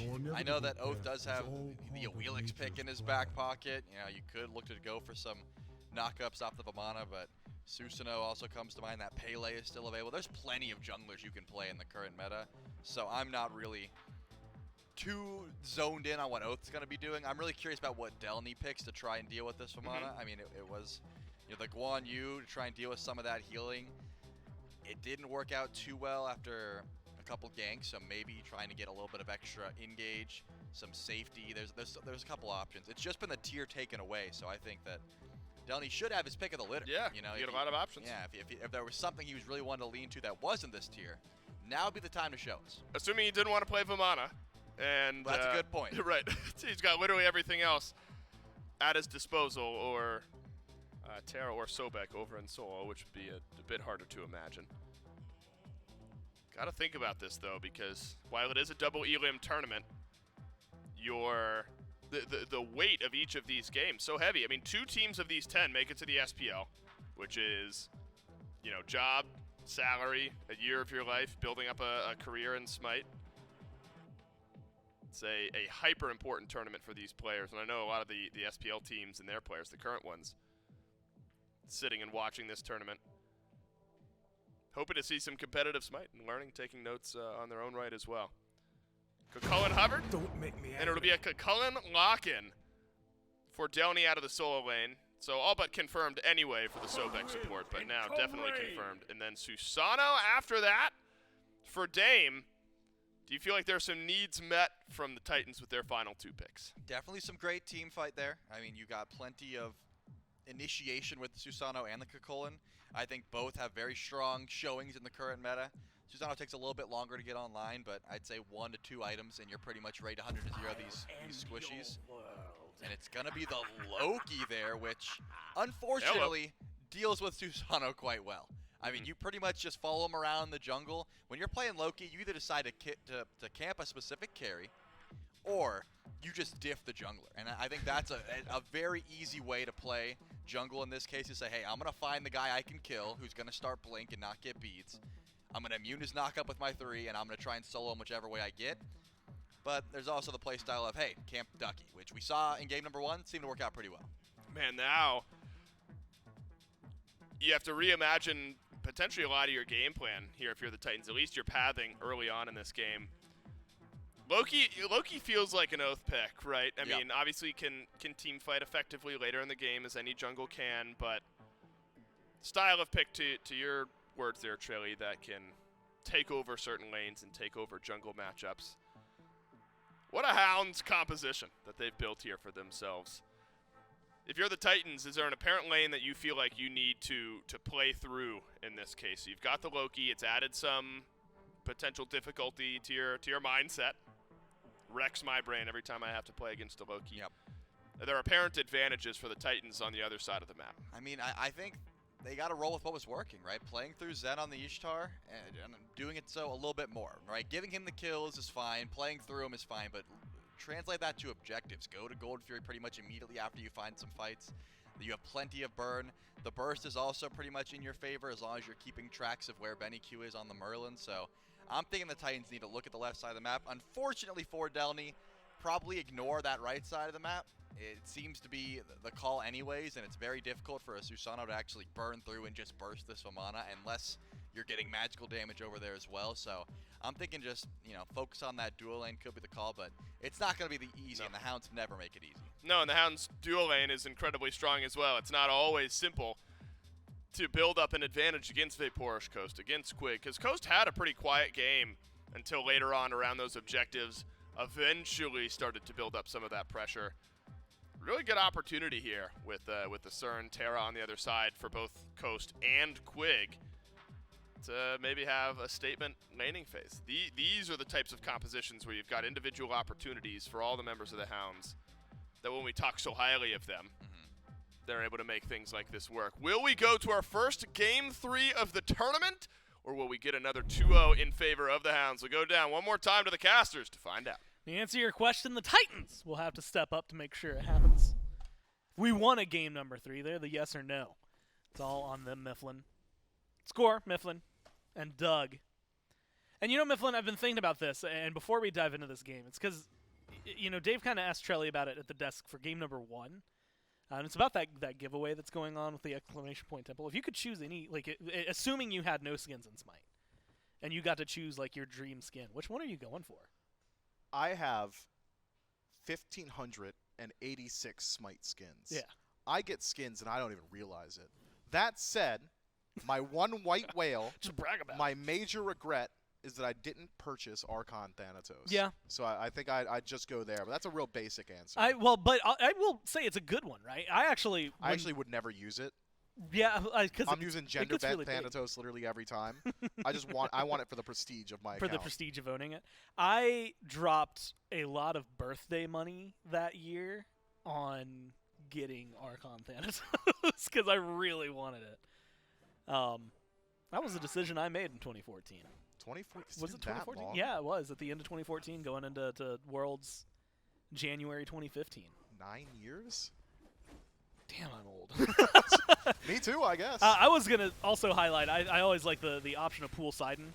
I still think I got a lot of bang for my buck. I got that for $15 before the launch tournament. I think it's another good choice. Also, because the quacking is still very funny. Rubber duckies will never stop being, I guess, hilarious to me in essence of a video game. And speaking of duckies, we got Ducky in this game. There's some sort of a segue. He's going to be going back to the Vamana. But it is the Loki that maybe accompanies it that catches my attention a little bit more, Mifflin. And I'm kind of curious as to your thoughts around the Loki pick in general. Most of these others are pretty tame. That one's the one that really seems a little more out there on a branch. I'm a major Loki fan. I've messed with we him were playing a bit. What was it, a couple weeks ago, and you were like permanently invisible almost. Yeah, Shadow Drinker Loki might just be the most fun thing you can do in Smite right now. Just stealth, roll up, murk a dude, just ice him, and you're already invisible again. And by the time that invisibility ends, your actual invisibility comes back up. But having experimented with it, I've found that I've had the most success on Loki personally when that first ability, the Vanish, gets maxed out first. Because it's pretty unlikely that you'll be able to fully channel the third ability, get the full value of that, especially with how mobile maybe some of the targets on the Tartarus Titans are. So I'll be keeping my eyes on Oathhh, whether or not Vanish is going to be his level priority. With Bluestone in first slot, your damage output's pretty decent as well. The only real concern is your mana sustain. You get a bit of it on map, especially if you're able to control that totem, but otherwise might be a bit difficult for Loki to actually stay involved. But with Bluestone for Dame as well, you're not really too concerned about that direct mana matchup. I'm going to keep my eyes on him. On Oathhh specifically, that is. See what they're able to do. Also on Dame, the Thor play early on last game was very fun. Unfortunately, late game it transformed into if Dame goes in, Dame dies. And so there's maybe a little more wiggle room. We've seen a little bit of this, though, in game number 1. Knockup's good. There's some damage just off the mark from Oathhh. And a little off the mark from Ducky. That wide shot's going to cost him. Instead, Dame with a gank on the duo lane. That's all you need to get first blood here, this time for the Titans. A clean play for the Tartarus Titans and a distinction between the two junglers. Going for side lane ganks on the opposite side of the map. Had delnyy just even had 2 more seconds in that rage transformation, he's dead to rights. But D transforming when he did, gaining access to the Salmon Leap, the only thing that separates delnyy from first blood and being first blooded. Instead, survives, and so the Tartarus Titans find the value elsewhere on the map. Kill does land on Dame, and Susano a pick that could just run with the lead. I know that Charlie says it take a little bit longer, maybe 1 or 2 items to really start dealing that damage, but Susano right now, his burst potential, I know it's a meme in the Smite community, this guy's not meant to 100-0 you. He 100-0s you and then some. Yeah. People are taking cleave damage for standing near him, like he's getting collat damage. This god is just so incredibly powerful right now, and scales so fast as well. Slight difference from the standard, though. It's not going to be Jotuns in the first slot for Dame. Instead, trying to stack up that damage as early as possible. A curious pickup. This is really going to slow down his CDR. Love seeing the hi-rez pick up on gods like Susano, being able to leverage a lot of those auto attack cancels. Wonder if he still decides to go down that path. And good eyes, Doug. It won't be the Vanish backs out for Oathhh. Instead, just getting that flurry strikes available. Can be good damage early on, right? It's great. I was wondering if there was a fight maybe going to break out. Dame's hanging out on the left-hand side. It's a lot of good damage. Unfortunately, we didn't get to see as much of it maybe in that first fight on right. And I hope that and very sincerely, that doesn't necessarily ward off Oathhh from going for ganks. I don't think it will. Oh, no. But I definitely want to see more of them and just being more active in general. Dame, as you said, more watching the build right now and the positioning, maybe returning over to duo. It's been, I mean, tier 1 tower line, like Zen and Dashboard have made a home here. I'm surprised they don't have like a campfire that they can just set up, relax at. They have not been releasing or relinquishing any of that pressure just yet. Maybe going for a little bit more. No Salmon Leap just yet. The damage is there this time. Ducky gonna pick up the kill they wanted just a few minutes ago. They put down delnyy, but Dame's made his way over. There's going to be the pullback. Invis from Loki, and now the damage is there. Dame's Good knockup, low. and Ducky's doing a lot. Dame's low, throws out the ult, and is at least able to go 1-for-1. Does get the 1-for-1, but that's a high-value trade. Dame picks up the kill before he dies, so it's a 2-kill bounty over towards Ducky on the other side, who has already been benefiting from the pressure released by Oathhh, the 2 rotations over towards Soul Lane already. Curious. I wonder if that is really valuable for Dame. Considering map state, I mean, it's not worst case scenario. At least finding your trade feels pretty decent, but it was incredibly expensive. Cost you the blink as well as the ultimate. A lot of Dame's money's been made over towards that dual lane. Won't be as effective in the gank there for about 90 to 100 seconds until your blink is back up. Yeah. But had the kill been on Ducky, you probably feel a little bit better about it, I think. Finding Oathhh, of the 2, probably the lower value. And admittedly, it's a 1-for-1 in terms of jungles. Grand scheme, that was a 2-for-1, right? Like, they kill off delnyy, then they kill off Dame, and they lose Oathhh in the process. And so, maybe favoring the Hounds out. Not much of a gold lead at this point in the game, and normally, you know, early on, the most you can ever truly talk about is maybe that first blood bounty. Maybe some really good farming, but nothing crazy has been going on. Zen maybe throws an ability out a little too soon there, but that's neither here nor there. Not a lot is leaning in towards crazy massive leads. Experience-wise, he got a small lead for Zen versus a small lead for Ducky. And so that's how that chart kind of balances out. We saw gold was bouncing at the time about 50, maybe 100 to 200. That's really separating these two teams. So the Hounds, not quite as ahead. I mean, admittedly, it's only 6 minutes in, but last time around there was a lot chase. more. What a good chase. What a good kill from Dame. Teleports on to Oathhh. And then with just a small, well, I say small, big ultimate knockup. Finds the kill as well. Finds himself at 3-1. Classic Susano play there. Just wait for the teleport with the slipstream. Chase out immediately afterward. Oathhh going to have to play wary of that going forward. If the pool connects from Susano, you cannot ult away immediately. You have to wait out a couple of seconds to make sure that teleport won't chase you down. Zen now in a bit of trouble. Should be able to escape with the help of Dashboard. Yeah, finds the dash. Polymorph going to get immuned out this time. Good ult. Here comes Dame. And they have a little bit of damage. Zen's low. Do not recommend going into this. The pluck is going to be good, though. Coast has nowhere to run, and with Dame coming in, it's going to be a clean pickup. The Titans now put 4 on the board. Quig desperately wants something to happen. Oathhh is rotating in. They're not going to be able to make up for any pressure unless Dashboard has overstayed his own welcome. But it doesn't seem like that's the goal. So the Hounds have to eat that loss and fall back. Yeah, Dame doing a very good job of dictating the pace so far this game. It's been early rotations over towards the duo lane. That's his bread and butter. We saw it in Game 1. That's where the Tartarus Titans saw their success. Now in Game 2, has done the exact same thing, except add one more rotation over towards the Soul lane to help out delnyy, who's been ganked a couple of times now. Level leads, neither here nor there for either team. Maybe about a half level for Zen, about a half level for Dame as well. Could lend yourself towards some early gold Furies. Keep your eyes on Zen's build. It will be crit in second slot, which means you've got great burn potential. The Typhoon from Dame, one of the, if not the best secure on map as of right now, could keep the Eldritch Hounds guessing. The Hounds, though, have at least got the high mobility composition to lean back on. You don't necessarily need to be at the gold Fury the second it's pulled. Oathhh is incredibly fast. Ducky access to the teleport. Benny, of course, very disruptive in some of those fights as well. We'll have to see which one of these two squads feels more confident in their ability to look towards that objective first.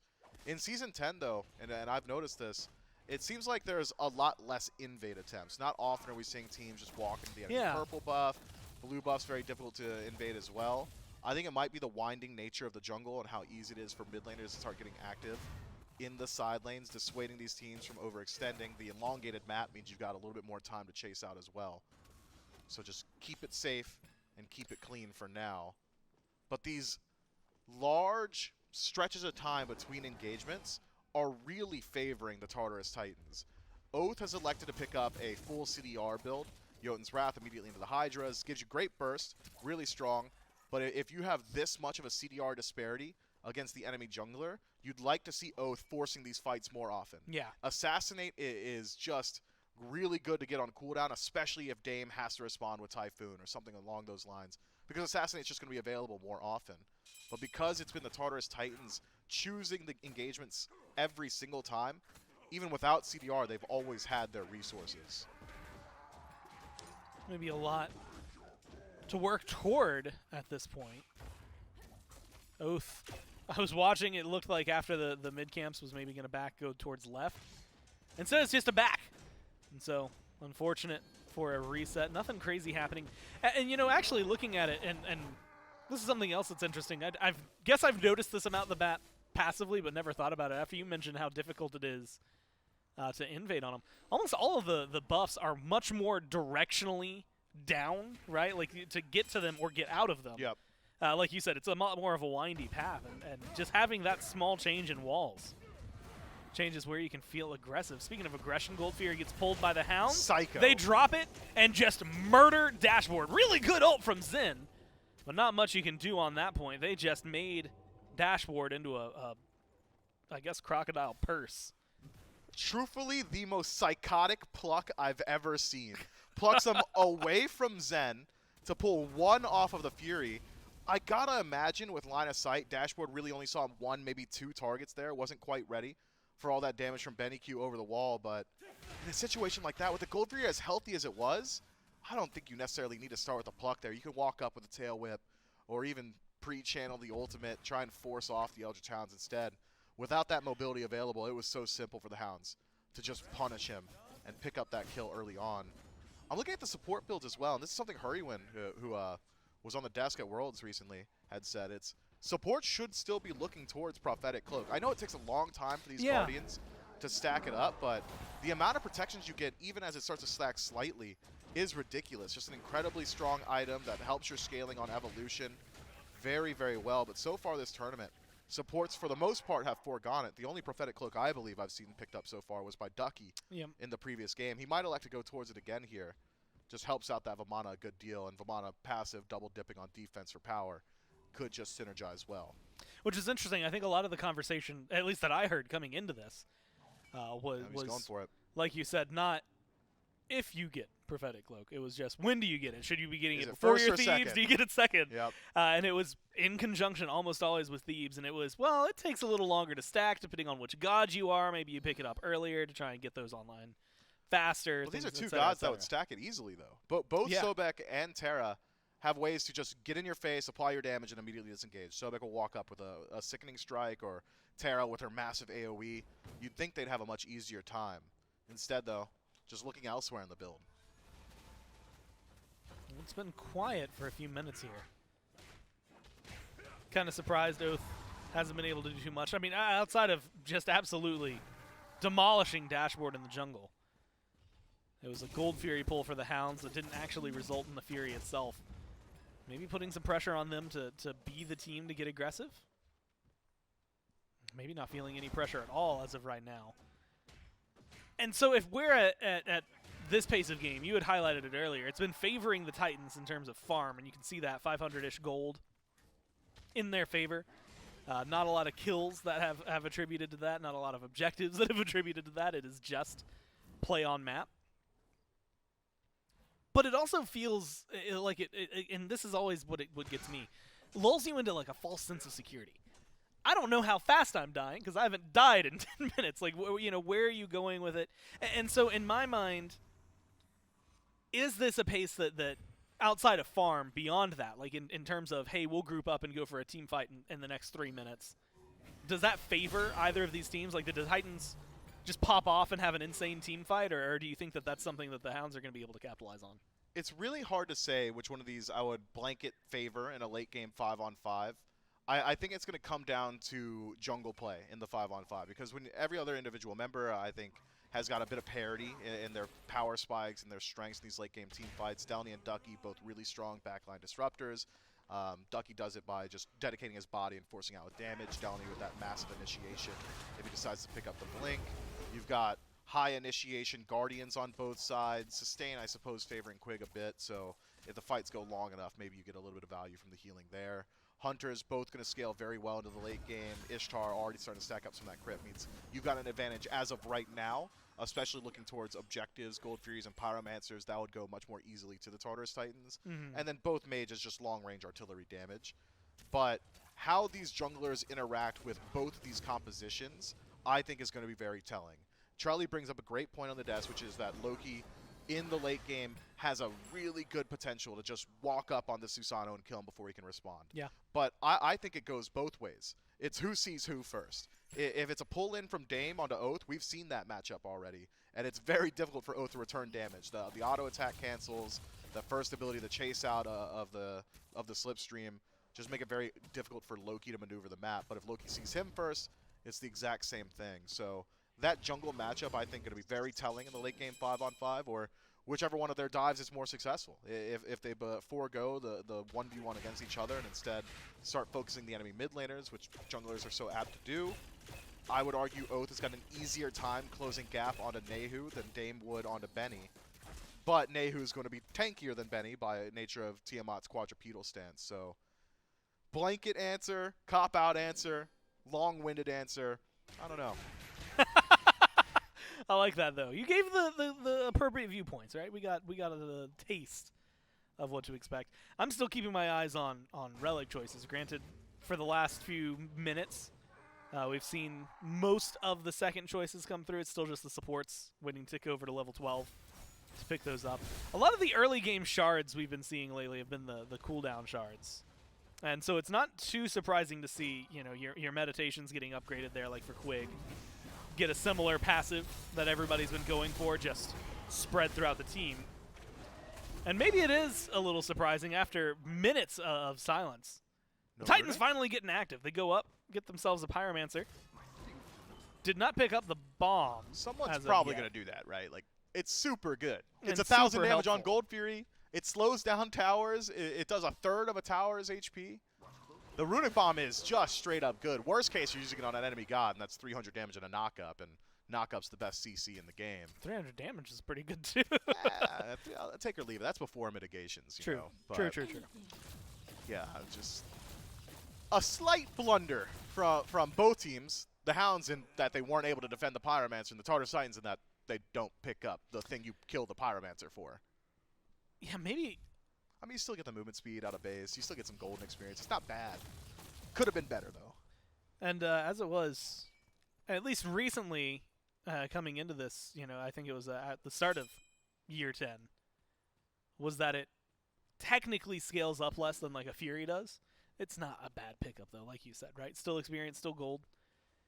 Maybe a little more worthwhile to get this other side, especially so 17 fast. minutes in, picked up, burned down. Oh my god, instantly by the Hounds. delnyy should be fine. And so it is objective with no bomb for the Titans into objective, admittedly with no bomb still for the Hounds, but that's because it doesn't spawn it. There would be an argument to be made, though, that had the Tartarus Titans picked up the bomb, I might even value it over a Gold Fury at this portion of the game, which is completely unheard of, especially coming from Season 9. Gold Fury just worth more resources, golden experience, but what that bomb would have afforded you in an early structure siege, or the potential to dive a tower and try and chase out kills by removing its attack speed, essentially just a in-pocket Emperor's armor, could have been so valuable, but instead, going to go ignored this time around, and both easy neutral objectives taken off the map means that we will likely see ourselves in a stalemate for the next couple of moments. It was 22 minutes in where we saw the fire go down. Could be Benny at 18.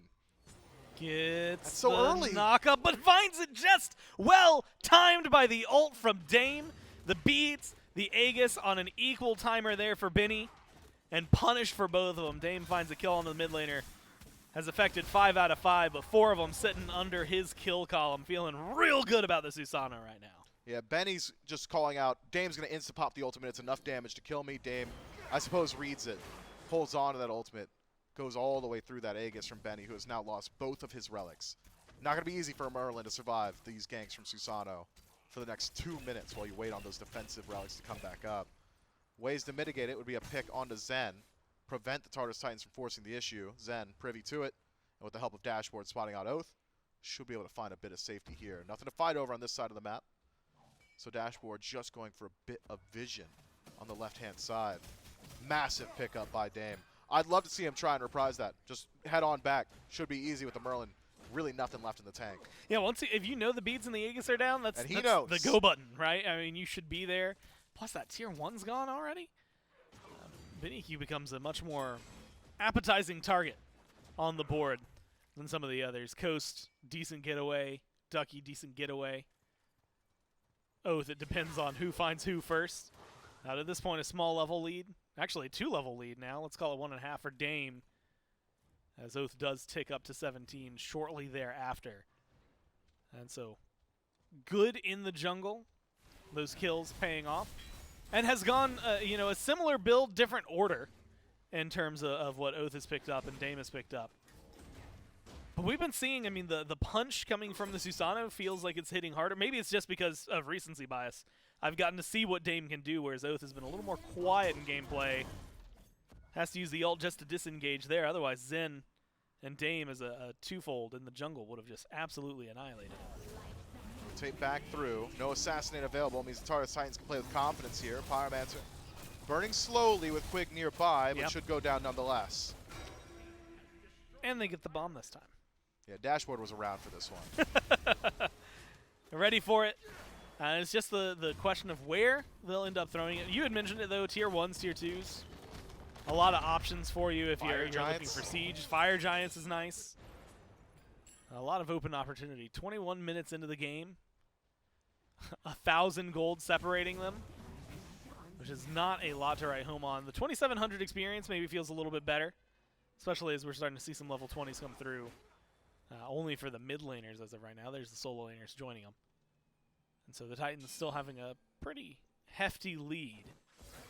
A lot of that in the support role. Level 14 picked up for Dashboard. Went for the Oni Hunter's garb early in the build as well. We haven't seen a lot of that, period. I think just even over the last year. Like, it gets picked up every now and then. But for the Sobek, it kind of feels and makes sense, right? If you're going to be plucking somebody, we've talked about it in the past, you are just actively putting yourself in a position where things can go very wrong. We saw it around the Fury. Feels like that can help mitigate some of that.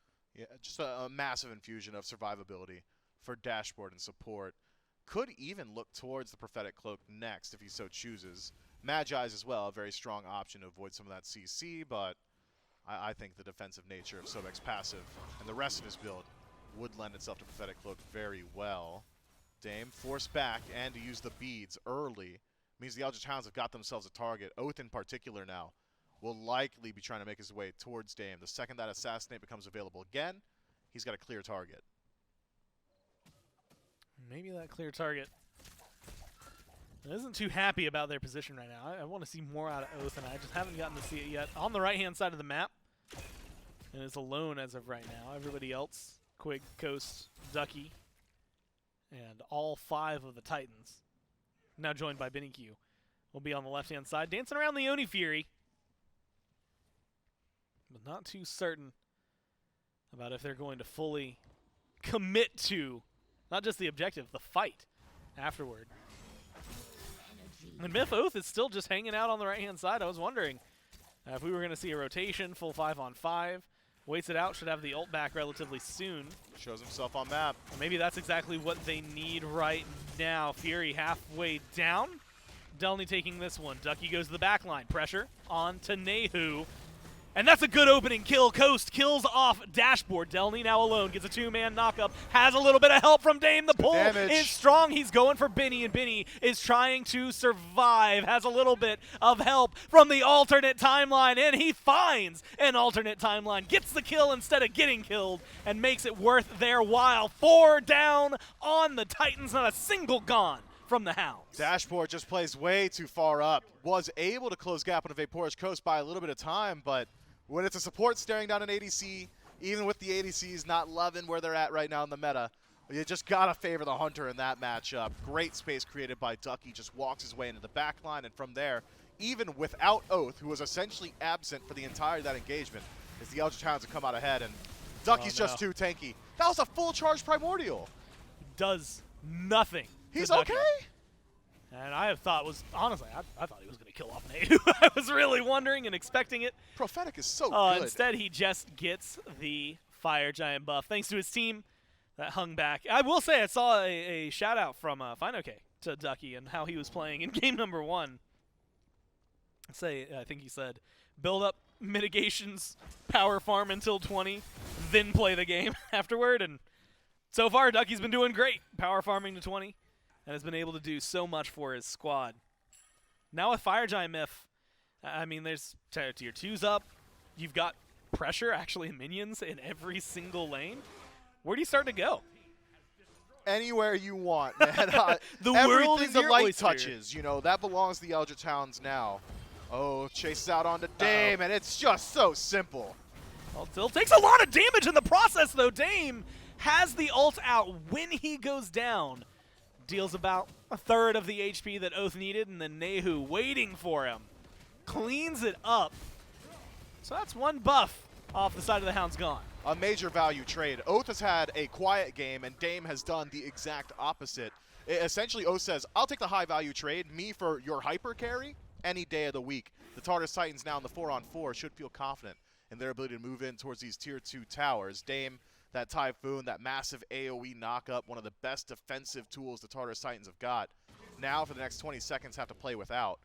The same could be said of Oathhh on the other side, but I'm not so concerned. This Loki will struggle in base sieges. Finding the 1-for-1, exactly what you're looking for, because it's committal damage every time. Has to trade his life there. Does so beautifully. Now set up. Oathhh is respawned. Dame is respawned. Fire Giant for another 2 minutes here. Dame's already back. Got to play safe. They got to figure out where they're going to go for it. Ducky actually spots and isolates, chases down, wants the fight with Dame. And whether or not it's allowed, he's doing it. It's cyberbullying in action. Ducky is not going to take any damage. And in the meantime, is distracting a little bit. Poke onto the tier 2 tower in mid for the Hounds. And it's finally helping separate them, the goal that they've gotten over the last couple objectives. And now with this tier 2, it's finally going to sit them up to the 7,000 mark. Maybe push 8K if they can get this tier 2 on left as well.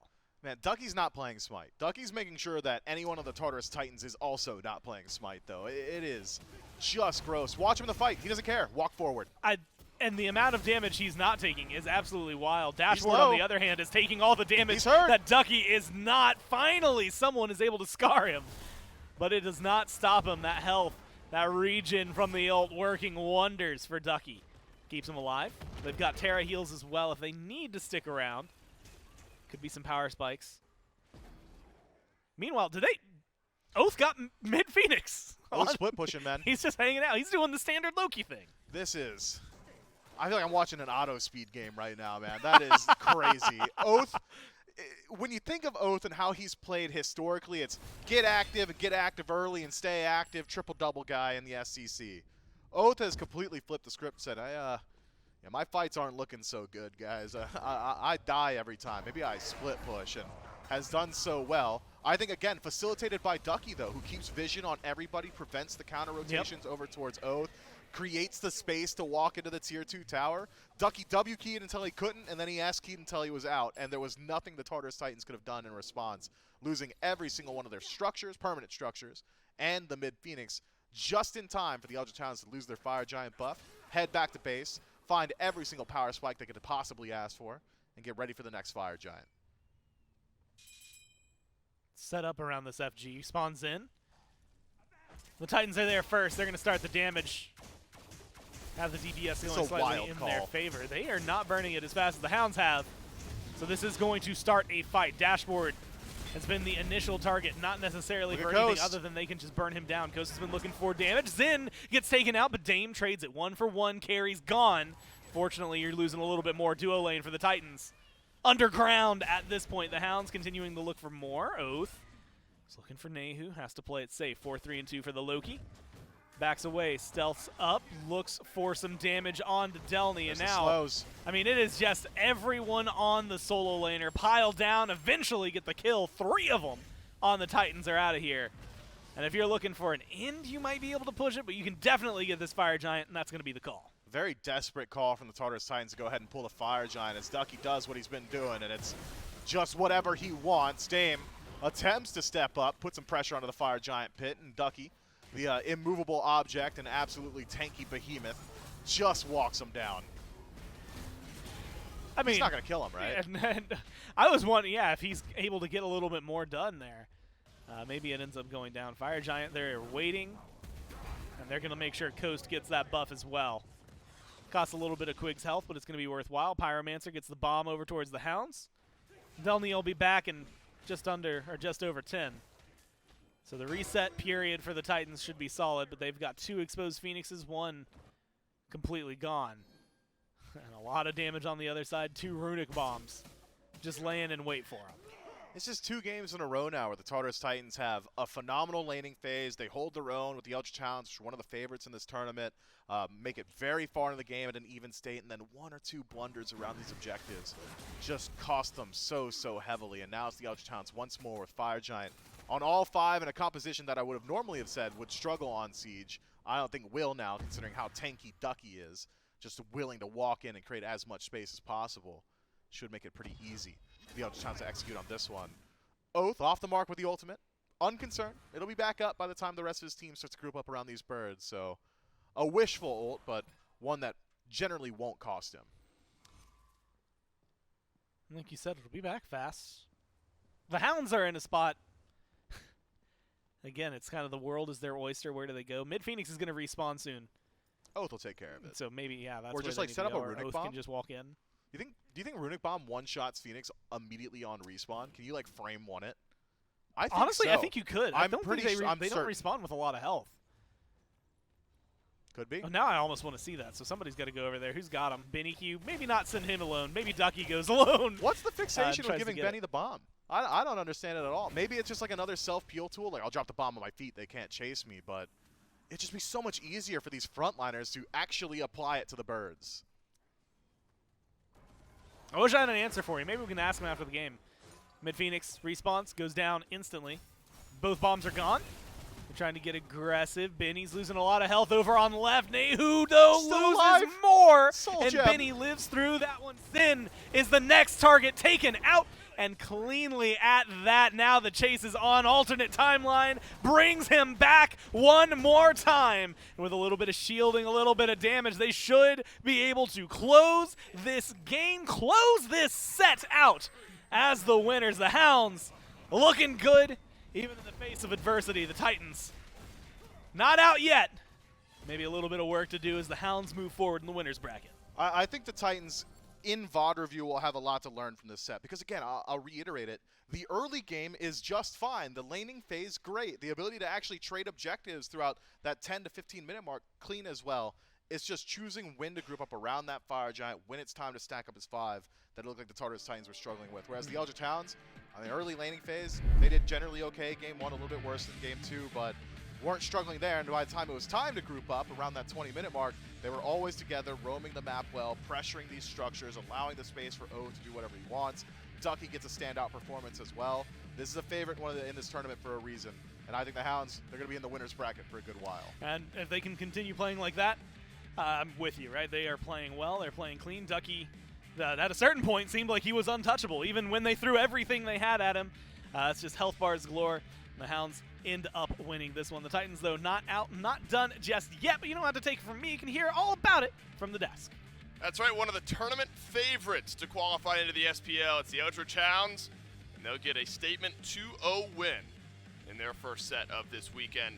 And a lot of what we talked about going into this set was we are heaping these expectations on this Hounds team. Yep. We need to see some type of statement from them. Here's why, right? Kind of that the first team, the Scorpions, made that statement earlier on. They were able to justify a lot of their praise. I think the Hounds were able to justify some of the praise we've given them after this set. Yep, I agree. And I think Mifflin chalks it up very well. Once again, the Tartarus Titans had a very nice start to the early game. I feel like their laning phase where Dame was choosing to get active all worked out. It was just later on, a questionable Fire Giant pull. I understand the one to just go for it, but in this case, it just seemed like Loki was getting to the backline pretty consistently. Yeah. Once again, Ducky is unkillable. I didn't see Tablet built from either one of these mid laners, but in this case, I mean, I guess delnyy was also pretty unkillable. We saw a dog pile of like 4 characters around that Kakul, and finally he went down. But point is, They are Hounds, so are. a dog pile would make sense. Yep, a wolf pack, if you will. I'm And on they it just need today. a little bit more. You are. I want to reiterate that. You've been all smiles and all. I did terrible with Terra earlier on and Gore, and I thought that one was pretty solid. Also, some good coast moments here in this game, Trelly. You know, not the Penta Kid, I'm taking this game over type set. I don't think we needed that from VaporishCoast, but still had some good moments here in game number 2. It was the eclectic Loki pick that raised our eyebrows during picks and bans. And do you think it did its job, Trelly? You talked a lot about disrupting the Susano, potentially camping out lanes. If the goal is to make life uncomfortable, would you say that Oathhh checked that box? Yeah, I would say so. I mean, I think there was a couple questionable plays. I saw him dash in at Fire Giant once, but besides that, Yeah. I think that, you know, he plays a clean brand of ADC Where's this mitigated? time around. Got his kills where he needed to, and hey, at the bottom, That's tame. 79,000, almost 80K. he did what he had to do, and that's what you want to see. People talking about 200,000, though that is possible. We just not this one. Yeah, these games are a little too quick Yeah, a little too quick for that kind of those. Yeah, kind they're of not numbers. they're not my hour-long like 45 to 55 per team kills, like those types of games. No, those games you're getting up there in the mitigated numbers. On the other side, though, delnyy had some good mitigation numbers. You're talking about the Chulainn. And I agree with what we talked about with Myth, or what Myth talked about at the end of that cast. There is good from minute 0 to mid game for the Titans to take away from this set, and some growing for them to do over the course of this weekend. But it is the Eldritch Hounds finding the 2-0 win and advancing themselves on the winner's side of the bracket. And I know one man I would love to have back in the SPL this year. Head coach of the Hounds, Chuck, standing by with Gore for the postgame. Yeah, that's you, as you say so eloquently there. I do have a question, because last year you found yourself in a similar position, kind of pushing through, but it felt like you had the team that was above all favored to make it in. Well, what are you feeling this year with the Hounds and the way that this week and this event's going to be going? Yeah, I mean, it's definitely different, right? Like, you know, obviously, I think everyone looked at, you know, the old Warriors and was like, oh, okay, they're in. But, like, I mean, you know, I think you look at our team and it's, you know, less, like, you know, history behind it, obviously. But, like, there's the players that we've got, I think, you know, I think the way that we're playing together and the way that we want to play the map is, it's meshing really well right now, so I'm happy. That's a good way to start it, right? I mean, we were talking about that actually as we got into this, but you start off, you get a 2-0, feels like a great way to kick things off, and I think we had even said that you were looking a little further in the tournament for when true adversity was going to strike. But for this set, you know, the early games maybe a little slower to start, especially there in game 2 than maybe you would have liked, a definite like tug of war for the lead. What was it that got the team to jump ahead for them? Like, what is it about that? Is there something that you can do to maybe improve that early game as well? Yeah, I mean, like, right now we're obviously pretty confident in our late games. Like, I think, you know, over the past couple weeks that we've been scrimming, we've, you know, been, you know, really finding our identity, I feel. So, I mean, there's obviously still growing pains. You can't be good at everything instantly as a team. And I mean, like, the stuff that we're getting wrong, it's minor. It ends up being big, but it stems from something minor, right? So I mean, it's just something you work on, and I mean, we're pretty confident that we'll iron it out. Yeah. You've got a lot of Smite left to play, and of course, there's a lot of good teams. We were actually again talking about that a little bit before the camera came over here. We had talked about it a couple weeks ago. We saw there were like 4 teams that were like, okay, any of these can make it into the top 2, and then 6 teams that any of them could ruin those top 4 chances. Going forward, you know, do you have your eyes on a specific team? Is there someone that is like your arch enemy, and why is it Neil Ma? I mean, it's it's definitely Neilmar, that god dang rat. I'm gonna get him real good. But I mean, like, obviously Wargs, I think, are the front runners for this tournament, right? So, I mean, I think we're pretty well prepared. We're definitely looking forward to, I mean, them obviously. Me personally, I want to give it to Boom Boom, left, right, good night to Neilmar. But I mean, there's also, you know, they're the front runners, but obviously Glads, you know, Sarpe looked a little bit good today. So I mean, that team's pretty good too. So I mean, there's a lot of rosters that are worth playing this tourney, I think. A lot of good competition out there. A lot of Smite still to be played to determine who's going to be there. I'm excited to watch more of what the Hounds have to offer. Of course, what you guys have to offer. Congratulations on the 2-0 win. We're going to kick it back to the desk. A year more of that, please. I love Chuck with my entire heart. I'm not sure I'm mentally prepped for a Wargs coached by Neilmar versus a Hounds coached by Chuck. It'd be a clashing of worlds in my brain. Oh, yeah. For the last 2 years, it's been Chuck coaching Neil and the dynamic that they have with one another. That'd be a lot of fun to watch those teams go up against one another. It's been 2-0s all day today. We've got one more best of 3 right around the corner. You don't want to miss it. The SPL promotional tournament continues right after this break.